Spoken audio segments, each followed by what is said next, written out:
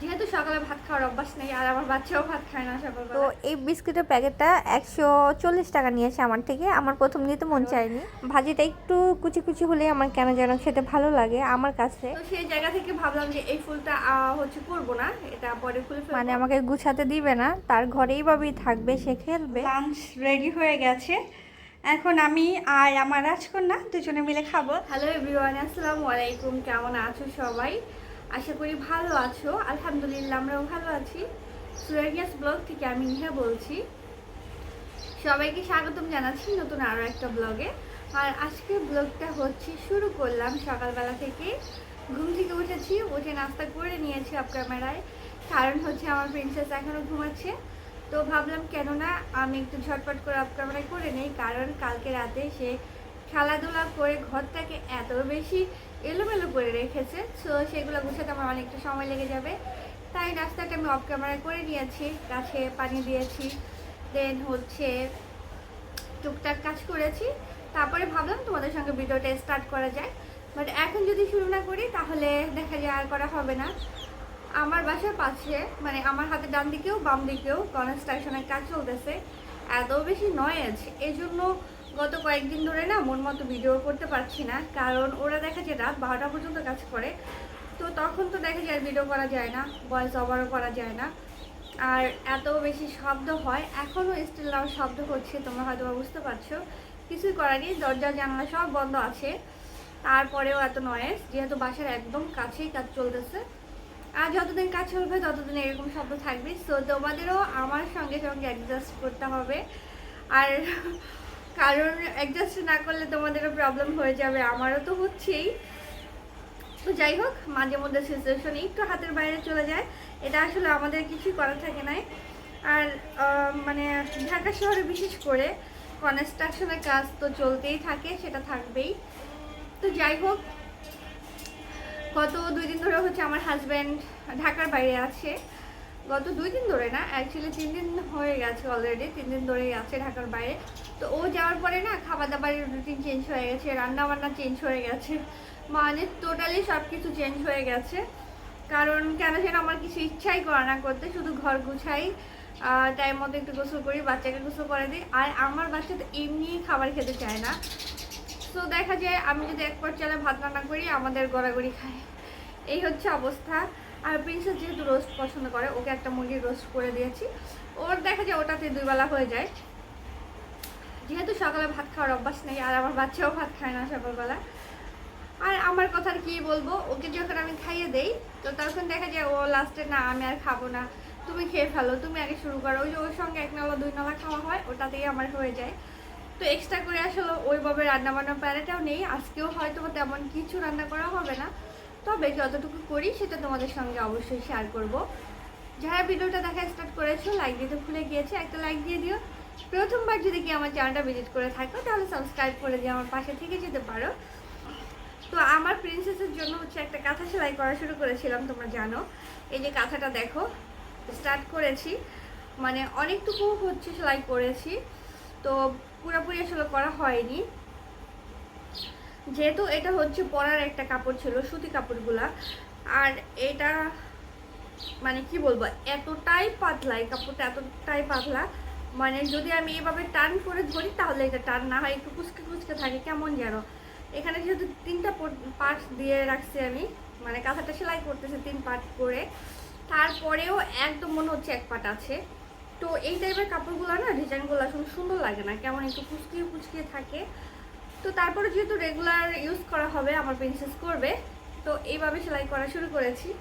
আর এখানে এই যে বড় ফুলটা দেখতে পেয়েছো, প্রথমে ভেবেছিলাম এই ফুলগুলো এইভাবেই করবো, তারপরে মনে হলো যে কাঁথাটা যেই কোয়ালিটির আমার, তো ওই হিসাবে এই ফুলটা না বেমানানো লাগছে আমার কাছে, বেশি গর্জিয়াস লাগছে, কেন যেন মনে হচ্ছে ভালো লাগবে না। কারণ সব কাপড়ের সঙ্গে সব সেলাইয়ের সঙ্গে কিন্তু সব কিছু যায় না, তো সেই জায়গা থেকে ভাবলাম যে এই ফুলটা হচ্ছে করবো না, এটা পরে খুলে ফেলবো।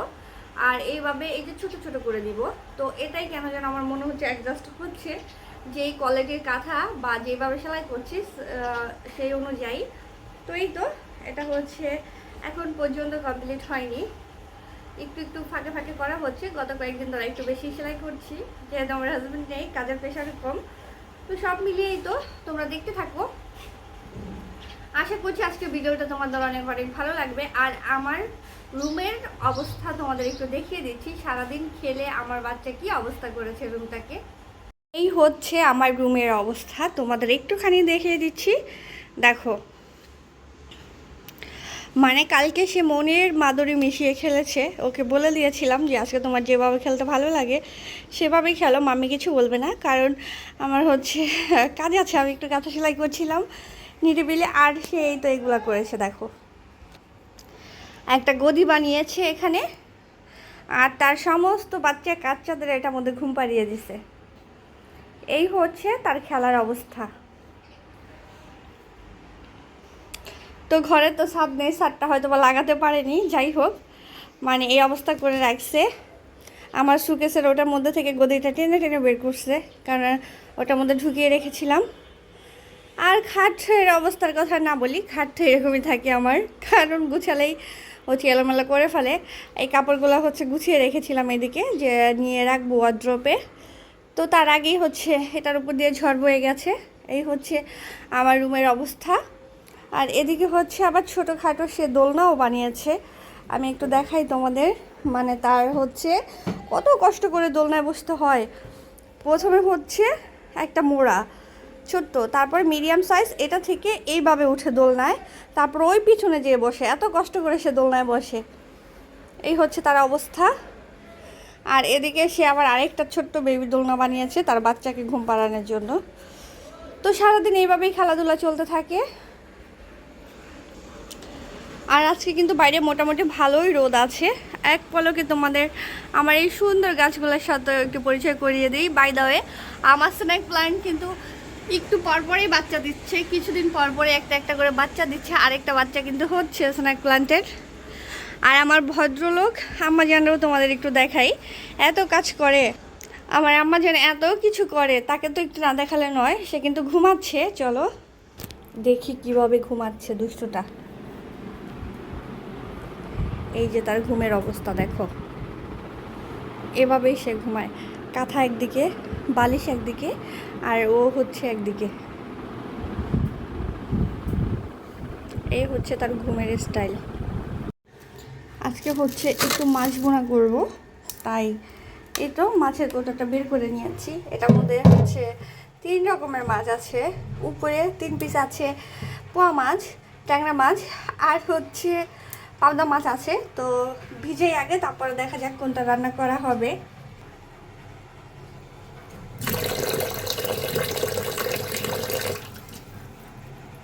মাছটা ভিজিয়ে রাখলাম। ঘরটা গোছানো শুরু করেছি, এর মধ্যে কিন্তু প্রিন্সেস উঠে গেছে ঘুম থেকে। আর উঠেই সে তার হাউসের মধ্যে ঢুকে গেছে, মানে আমাকে গুছাতে দিবে না, তার ঘরে এইভাবেই থাকবে, সে খেলবে। তো কিছুতেই আমার কথা শুনছিল না, যে আমি তোমাকে হচ্ছে ঝাড়ু দিয়ে গুছিয়ে দিই, তারপরে তুমি আবার খেলা স্টার্ট করো। কিন্তু না, ও হচ্ছে রিস্ক নিবে না, কারণ ওর ধারণা হচ্ছে ওর মাম্মি ওর ডলগুলো সব উঠিয়ে রাখবে, তার জন্য ও আমাকে দিবেই না। দেন বললাম যে ঠিক আছে, আমি তোমার হাউসের কাছে যাব না, আমি হচ্ছে খাটটা গুছিয়ে দেই আর হালকা পাতলা করে এই সাইডটা গুছিয়ে দেই, ঠিক আছে। দেন রাজি হয়েছে, তারপরও সে আমাকে বিশ্বাস করতে পারছে না, মানে ঘর থেকে বের হবে না। আমি ওকে বারবার বলতেছি তুমি হচ্ছে ওয়াশরুমে যাও, আগে ফ্রেশ হও। ইদানিং সে নিজে নিজেই ব্রাশ করে, নিজে নিজেই মুখ ধুতে পারে, বড় হয়ে যাচ্ছে মাশাল্লাহ। তো বলার পরও তার হচ্ছে একটু পরে যাই করতেছিল, কারণ ও ভয় পাচ্ছিল যে মাম্মি আমার এগুলো সব গুছিয়ে ফেলবে, হয়তো বা রেখে দিবে। তো আমাকে বারবার বলতেছিল টেবিলটা যেন তুলে না রাখি, সে পড়াশোনা করবে নাস্তা করে। দেন বললাম যে ঠিক আছে, আমি এটা তুলবো না, তোমার বই খাতা একটু গুছিয়ে রাখি, এই পাশেই থাকবে। আসলে বাচ্চা মানুষ সারাদিন একা একাই থাকে, আর ওর হচ্ছে জিনিসপত্র অনেক বেশি, মানে খেলনার অভাব নেই কোনো। এত জিনিসপত্র ওর একটা রুমে হয়ও না ওর জিনিসপত্র দিয়ে, এই জন্য গুছালেও না মনে হয় না যে গুছিয়েছি, এলোমেলোই থাকে, এরকম লাগে দেখতে। কারণ 2-3টা ঝুড়ি বানিয়ে দিয়েছি ওর খেলনা দিয়ে, তারপরও এক্সট্রা অনেক খেলনা রয়েছে। তার মধ্যে ভাঙাচোরা সেগুলো তো প্রতিদিন ঝাড়ু দিয়ে 1-2টা করে ফেলেই দেই। ও যখন ঘুমে থাকে তখন অনেক খেলনা আছে হচ্ছে আমার হেল্পিং হ্যান্ড, ওনাকে দিয়ে দেই। ওনার নাতি আছে একটা ছোট, তাকে খেলানোর জন্য। যেই খেলনাগুলো অপ্রয়োজনীয় ও খেলছে না বা একটু নষ্ট হয়ে গেছে, আবার কিছু আছে অনেক নতুন আছে একদমই, তারপর ও খেলে না, ওই টাইপের খেলনাগুলো হচ্ছে আমি দিয়ে দিই। আর ভাঙাচোরাগুলো ফেলে দিই, কারণ ঘরটা এত বেশি জ্যাম হয়ে থাকে, তো এই তো বারবার বলছিল মাম্মি আমার এটা তুলো না প্লিজ, এতভাবে অনুনয় বিনয় করছিল। আমি বললাম যে ঠিক আছে তুমি ভয় পেও না, আমি তোমার হাউসটা ধরবো না, আমি এখন হচ্ছে একটু কাপড়টা গুছিয়ে খাটটা গুছিয়ে দিব। তো এটা বলার পর একটু স্বস্তি পেয়েছে আর একটু খুশিও হয়েছে আমার বাবাটা। আসলে মায়েদের কোনো রেস্ট নেই তাই না, ঘরে কাজ করতে করতেই সারাদিন চলে যায়। অথচ কেউ কেউ ভাবে ঢাকা শহর থাকি শুধু খাই আর ঘুমাই আর কোনো কাজই নেই। খেয়ে আর ঘুমিয়ে শরীরটাকে একদম ফুলিয়ে ফেলেছি, মোটা হয়ে গেছি, এটা সেটা অনেক রকমের কথাবার্তা। আসলে কিছু মানুষ থাকে যাদের সারাদিন বললেও বোঝানো সম্ভব না, ওরা শুধু নিজেদের সময় এবং নিজেদের ভালো থাকার মুহূর্তগুলাই নষ্ট করে অন্যকে নিয়ে চিন্তা করে। আর ওই টাইপের মানুষকে নিয়ে চিন্তা করার মতো সময় আমার কাছে নেই। আমার ঘরে প্রচণ্ড রকমের কাজ আছে, আমার বাচ্চার খেলাঝুলিটা তোমরা দেখতেই পাচ্ছ, মানে কি অবস্থা হয়ে আছে, পুরাটা ভরে উপর দিয়ে অনেকগুলো রেখেছে আর রাখার জায়গা নেই। আর এখানে কিন্তু অপ্রয়োজনীয় কিছুই নেই, সব কিছু প্রয়োজনীয়। যেটা বলছিলাম যে আমার এত টাইম নেই তাদেরকে নিয়ে ভাবার, আমার হাজার রকমের কাজ থাকে। আমার কথা ভেবে ভেবে যদি কেউ তাদের সময় নষ্ট করে, তাদের ভালো থাকার মুহূর্তগুলোকে তারা নষ্ট করে, তাহলে আসলে কি বলবো। মাঝে মাঝে আমার হাজব্যান্ডকে আমি বলি যে যত বেশি সমালোচনা আমাদের নিয়ে করা হয়, এই সমালোচনাগুলো না করে আমাদের কথা না চিন্তা করে যদি একটু পড়াশোনায় মন দিত, তাহলে হয়তো বা এত তাড়াতাড়ি তাদের বিয়ে হয়ে যেত না, স্টুডেন্ট লাইফটা তাদের ভালো যেত, ভালো কোনো ইউনিভার্সিটিতে চান্স পেতো, ভর্তি হতে পারতো। এইসব কথা বললে আমার হাজব্যান্ড হাসে, বলে তোমার সমালোচনার কয়দিন ধরে হয়, তারা তো বরাবরই এরকম, আর তার জন্যই তাদের হচ্ছে জীবনটা শুরু হওয়ার আগেই শেষ হয়ে গেছে, আর সেই আফসোসে বাকি জীবনটাও তাদের শেষ হয়ে যাবে, মানে কাটিয়ে দিতে পারবে তারা। তো যাই হোক, অন্যের কথা আর না বলি, নিজের কথা বলার মতোই তো সময় পাই না। এই যে শুকনো কাপড়গুলো, এগুলো হচ্ছে সব কিছু কিন্তু গুছানো ছিল, গতকালকে রাতে গুছিয়েছি, কিন্তু আমার মেয়ে হচ্ছে এগুলো আবার দোকান দিয়েছিল সব খুলে টুলে, তার জন্য এগুলার বেহাল অবস্থা হয়ে আছে। যাই হোক, এখন ওয়ার্ড্রপে ঢুকিয়ে রাখবো, না হয় আবার এটা এলোমেলো করে দিবে। সারাদিন তার এইগুলাই কাজ, সে দোকান দেয়, কাপড় বিক্রি করে, তারপরে জিনিসপত্র বিক্রি করে, আসলে এছাড়া আর কী বা করবে। সামনে হয়তো ব্যস্ত হয়ে যাবে, পড়াশোনা যখন স্টার্ট করে দিবে। এখন থেকে একটু একটু করে বসাই, লেখা ঠেকার একটু অভ্যাস করছি, যেহেতু ছোট মানুষ। একটা গাইডলাইনের মধ্যে যদি না রাখি, তাহলে কিন্তু একটা সময় দেখা যায় আবার পড়তে বসতে চাইবে না। তো এটার জন্য একটু একটু করে আমি ট্রাই করতেছি, বাট পুরাটাই হচ্ছে খেলার ছলে, একদমই প্রেশার দিয়ে নাই, যাতে ও পড়াশোনাটাকে এনজয় করতে পারে। ওর মনে হয় এটার মধ্যে অন্যরকম একটা আনন্দ আছে। তবে ইদানিং অনেক বেশি অভিমান করে, তার অভিমান ভাঙানোর যদি কোনো যন্ত্র থাকতো বা কোনো ওষুধ থাকতো, তাহলে আমার জন্য অনেক উপকার হতো। তাকে কেন স্কুলে ভর্তি করি না, সে কেন বড় হতে পারলো না, তার বোনদের বয়স কারো 7 বছর, কারো 8-9 বছর, তার কেন 4 বছর, এসব প্রশ্নের উত্তর আসলে আমার কাছে নেই। আর এগুলা ভেবে ভেবেই সে সারাদিন মন খারাপ করে থাকে। আর এই মন খারাপের প্রভাব পড়ে খাবারের উপর, মানে সে খাবে না, তার মন খারাপ হয়েছে, তাকে খাওয়াতে পারবো না, মানে এইরকম একটা সিচুয়েশন ক্রিয়েট করে। যাই হোক, মোটামুটি করে গুছিয়ে দিয়েছি, এখন একটু হলেও রুমে ঢোকা যাচ্ছে। এতক্ষণ ঢোকার মতো কোনো স্কোপ ছিল না, আর তার হাউসটাকে সে সরাতে দিবে না, তো এখানেই রেখেছি। যতটুকু করেছি ততটুকুই থাকুক, কারণ হেল্পিং হ্যান্ড আসবে দুপুরবেলা, তার আগে ওই ঘরটাকে আবার সুন্দর করে গুছিয়ে দিব। আসলে আমার কাজ শুধু গুছানো, আমার প্রিন্সেসের কাজ শুধু এলোমেলো করা, আমাদের মামের এইভাবেই চলে। তো এখন হচ্ছে বাচ্চাকে নাস্তা খাওয়াবো, আর নাস্তা খাইয়ে হচ্ছে আমি অন্য কাজের মধ্যে ঢুকে যাব। এখন হচ্ছে মধ্য দুপুর, মানে 11টা, 11:15 মতো বাজে। তো আমার একটু ক্ষুধা লেগেছে, কারণ সকালে শুধু এক পিস রুটি খেয়েছি একটা কলা দিয়ে। তো ভাবলাম একটু চা বিস্কিট খাই, দেন হচ্ছে রান্না বান্না শুরু করে দিব। এখানে এই তো মাছ ভিজিয়ে নিয়েছি, পোয়া মাছ আছে 3 পিস, পোয়া মাছ আছে 3 পিস, আর 2 পিস আছে কি মাছ এটাকে ভুলে গেলাম, পাবদা মাছ, হ্যাঁ পাবদা মাছ আছে। তো এটা ভুনা করবো আর আলু ভাজি করবো, অনেকদিন আলু ভাজি খাওয়া হয় না, খুব আলু ভাজি খেতে মন চাচ্ছে আমার। লাইনের ঘাস নাই বললেই চলে, এই তো কোনো রকম চা বানাতে পারছি। তবে এখানে একটু গরম পানি বসিয়ে দিব, যাতে ভাতটা করে ফেলতে পারি। চাটা উঠিয়ে তারপরে হচ্ছে পানিটা বসিয়ে দিচ্ছি। চাটা করে নিয়েছি আমি, এই তো। আর হচ্ছে সঙ্গে একটু বিস্কিট খাবো, যেটা বললাম একটু ক্ষুধা লেগেছে। তো দুপুরে দেখা যায় রান্না বান্না যত তাড়াতাড়ি করি না কেন, তারপরও খেতে বসতে বসতে 2টা-2:30 বেজে যায়। কেন যেন ওই যে একা মানুষ, যে এরকমটা হয় আর কি, খাওয়াই হয় না। এই বিস্কিটটা হচ্ছে গতকালকে আমার প্রিন্সেসকে নিয়ে ডক্টর কাছে গিয়েছিলাম ডেন্টালে, গত 2 দিন ধরে ওকে নিয়ে ডেন্টালে যেতে হয়। তার দাঁতের হচ্ছে ইনফেকশন হয়েছে, তার জন্য দাঁত ক্ষয় হয়ে গেছে। তো ওটার জন্যই ডক্টরের কাছে গিয়েছিলাম। তো আসার সময় না এই বিস্কিটটা আমার খুব পছন্দ হয়েছিল, দেখে মনে হলো খেতে খুব মজা লাগবে। তো এটার মধ্যে খুব একটা বিস্কিট নেই, যত বড় কৌটা তার থেকে অনেক কম দেয়া, কয়েক পিস বিস্কিট মাত্র। তো এটা আমার থেকে 140 টাকা নিয়েছে, বাট লুকটা ভীষণ সুন্দর। আর তবে বিস্কিটটা আমি তো খেয়েছি, আমার কাছে কিন্তু এটা খেতে অনেক মজা লেগেছে। নর্মালি বেকারির বিস্কিটগুলো বরাবরই ভালো হয় যদি একটু ভালো জায়গা থেকে কেনা হয়, মানে একটু ভালো কোয়ালিটির। তো এই বিস্কিটের প্যাকেটটা 140 টাকা নিয়েছে আমার থেকে। আমার প্রথম নিতে মন চায়নি, কারণ মনে হয়েছিল যে 140 টাকা দিয়ে এত কয়েকটা বিস্কিট নিব, এত ছোট ছোট কয়েকটা বিস্কিট মাত্র এটার মধ্যে। তো তারপরে মনে হলো কেননা যখন ইচ্ছা করেছে নিয়ে যাই, হয়তো মজা লাগবে খেতে। তো এখানে 3 পিস বিস্কিট নিয়েছি। আর এই তো দেখো বিস্কিটগুলোর লুকটাও কিন্তু অনেক সুন্দর। 2 পিস আমার, 1 পিস হচ্ছে প্রিন্সেসের। কিন্তু আমার প্রিন্সেসের কথা কি বলবো, সে একটুখানি টেস্ট করেছে, তার নাকি এটা খুব একটা মজা লাগেনি, এটা সেটা অনেক রকম কথা সে বলা শুরু করেছে। আর চাটাও ফেলে দিয়েছে, কারণ সে অনেক বেশি ফাস্ট, তার শুধু তাড়াহুড়া কাজে। যাই হোক, চাটা খেয়ে নিয়েছি। খেয়ে ভাবলাম রান্নাবান্নার কাজ শুরু করে দেই, না অনেকটা লেট হয়ে যাবে। পেঁয়াজ কাটতে গেলেই কান্নাকাটি শুরু হয়ে যায়, মানে চোখের পানি সব বের হয়ে যায়। তার জন্যই তো একটু ভিজিয়ে রাখলাম, শুধু পেঁয়াজের হচ্ছে 2 পাশ থেকে কেটে। দেন আজকে আলু ভাজি করব, অনেক দিন ধরে আলু ভাজি খেতে মন চাচ্ছে, তো ভাবলাম কেননা আজকেই করে ফেলি। তো এই তো কাটাকুটা করছি। আর আমার প্রিন্সেস তো টিভি দেখতেছে, খেলা করতেছে। আসলে আমাদের মামে সারাদিন এইভাবে কেটে যায়, খুনসুটি করতে করতে দিন পার হয়ে যায়। যদিও বলি আমার হাজব্যান্ড বাসায় নেই, খুব একটা কাজের পেশা নেই, বাট কাজ কিন্তু কম নয়। আসলে ও থাকলেও যেমন কাজ, ও না থাকলেও তেমন কাজ। কারণ হচ্ছে ওর জন্য আমার এক্সট্রা করে কিছু রান্নাবান্না করতে হবে বা এক্সট্রা একটা প্রেশার থাকবে, তেমনটা কিন্তু নয়। আমার হাজব্যান্ড একদমই আমাকে প্রেশার দেয় না। তো এই তো আলু হচ্ছে বড় বড় সাইজের আমি 3টা আলু নিয়েছি, আর এখানে ছোট্ট একটা অর্ধেক আলু আছে। তো এটাই হচ্ছে আজকে ভাজি করব। দেন কাটার সময় মনে হয়েছিল অনেকগুলো আলু হয়ে যাবে, তাই কিন্তু আমি লাস্টে হচ্ছে আবার একটা রেখে দিয়েছিলাম, কারণ দেখা যায় বেশি হয়ে গেলে আর মজা লাগবে না, অল্প হলে খেতে ভালো লাগে। তো আমি এখানে হচ্ছে ভিডিওটা একটু ফাস্ট করে দিয়েছি, না হয় দেখা যায় ভিডিওটা অনেক বেশি বড় হয়ে যাবে। আজকে এমনি তো ভিডিও কেন যেন এডিটিং করতে যেয়ে না আমি কমাতেই পারছিলাম না, শুধু বেড়েই যাচ্ছিলো, এমন লাগছিল।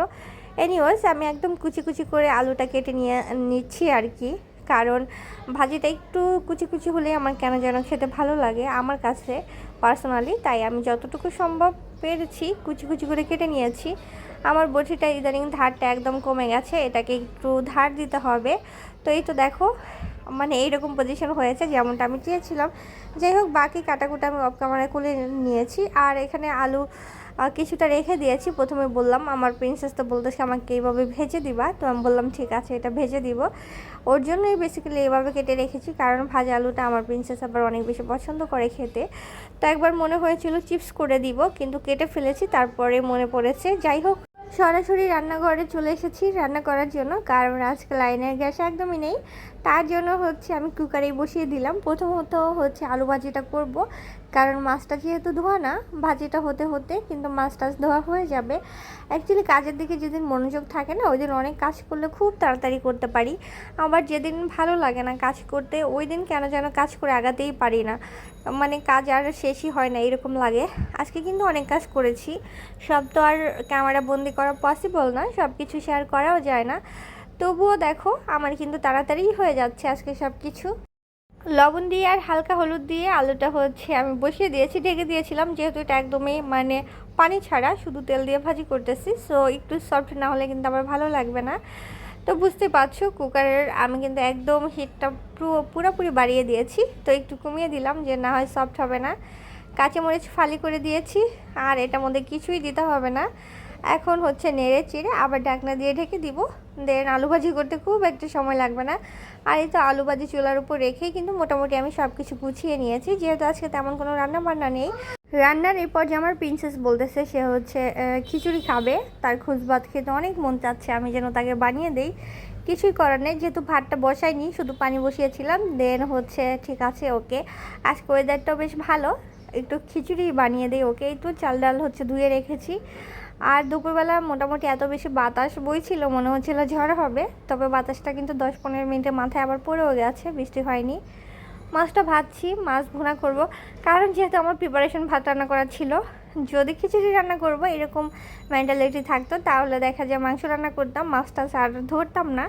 যাই হোক, মাঝে মধ্যে হচ্ছে একটু ভ্যারাইটিস টাইপের খাবার খেতে হয়। খিচুড়িটা প্রায় হয়ে এসেছে, কিছুক্ষণ হচ্ছে আমি দমে রেখেছি। আর এই তো আমার মাছটাও কিন্তু ভুনা প্রায় হয়ে এসেছে। সামান্য একটু লবণ দিয়ে দিলাম, মনে হচ্ছিল লবণটা কম হবে, তার জন্য একটু অ্যাডজাস্ট করে দিলাম।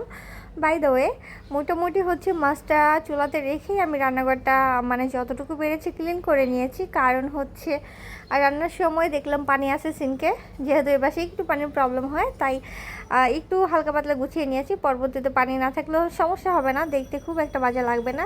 দেন আবার সময় মতো আমি পরে হচ্ছে গোসল করার আগে ডিপ ক্লিন করে নিব। ফাইনালি আমাদের হচ্ছে লাঞ্চ রেডি হয়ে গেছে। এখন আমি আর আমার রাজকন্যা দুজনে মিলে খাবো। তবে আমার হাজব্যান্ডকে ভীষণ মিস করতেছে, অনেক বেশি মিস করতেছে। কারণ ওকে ছাড়া আসলে এইসব খাবার খেতে ভালো লাগে না, বিশেষ করে পোলাও খিচুড়ি অনেক বেশি পছন্দ করে, ফ্রাইড রাইস। তো একটু হেলদি হয়ে যাওয়ার কারণে এখন আর আগের মতো রান্নাবান্না যদিও করা হয় না, তবে তো আজকে যখন খিচুড়িটা রান্না করছিলাম ওকে আমি প্রচণ্ড মিস করছিলাম। যাই হোক, যদি রিজেকে থাকে হয়তো বা এসে খেতে পারবে, আর না হয় কিন্তু সম্ভব না। এখানে হচ্ছে মুরগির রোস্ট বানিয়েছিলাম আগের দিন, ওটা রয়েছে। আর এই তো মাছ মাত্র ভুনা করেছি, সঙ্গে আলু ভাজি আর হচ্ছে লেবু, পেঁয়াজ, কাঁচামরিচ। আজকে আমার আর আমার প্রিন্সেসের দুপুরের খাবার এটাই। সো এখন আমরা খাবো, আর খেতে খেতে তোমাদের থেকে বিদায় নিচ্ছি। সবাই ভালো থেকো, সুস্থ থেকো। আজকে ব্লগটা কেমন হয়েছে কমেন্ট করে জানিয়ে দিও। আল্লাহ হাফেজ সবাইকে।